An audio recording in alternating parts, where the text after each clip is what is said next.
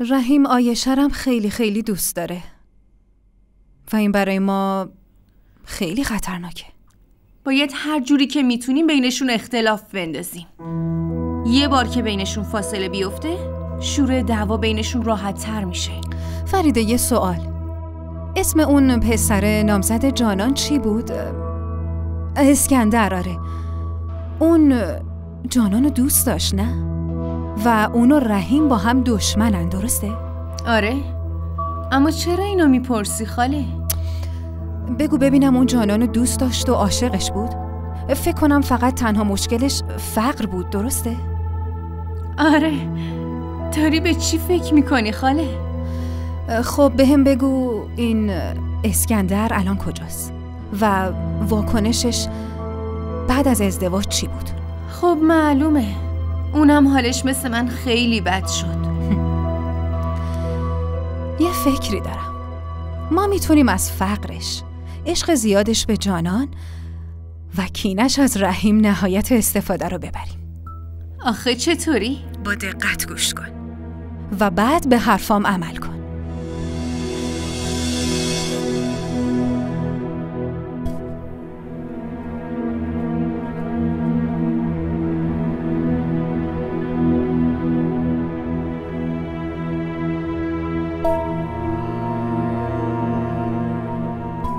حالا اگه توی زمان مناسب کارت درست رو بازی کنیم، موفقیت توی چنگمونه و هیچ کس هم به ما شک نمی‌کنه و اسمی هم از ما نیست.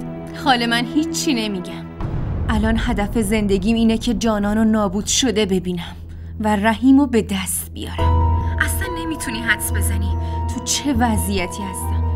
تازه علاوه بر رحیم پدرم هم ازم جدا کرده. نمیدونم چجوری پدرمو جادو کرده. پدرم خواهرشو بیشتر از دخترش دوست داره، اونم خواهر ناتنیش. خب پس آماده شو که زندگی جانانو نابود کنیم. آره، کاملا آمادم.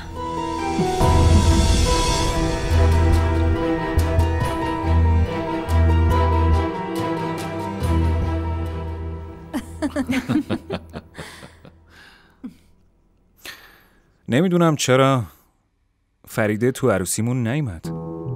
آره، رحیم حق داره. فریده باید عروسی میومد. برای چی نیومد؟ آره، خودش میخواست بیاد. راستش همه کاراش هم کرده بود. بهش زنگ زدم. اولش فکر کردم که شاید از ما ناراحت باشه، اما بعد گفت که حالش خوب نیست و نمیتونه بیاد. من فراموش کردم.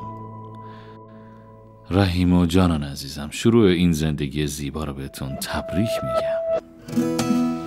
ممنونم عزیزم.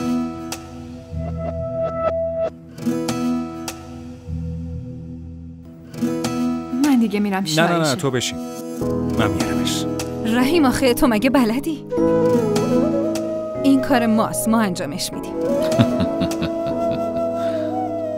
رحیم خاله درست میگه، من میرم عایشه رو میارم.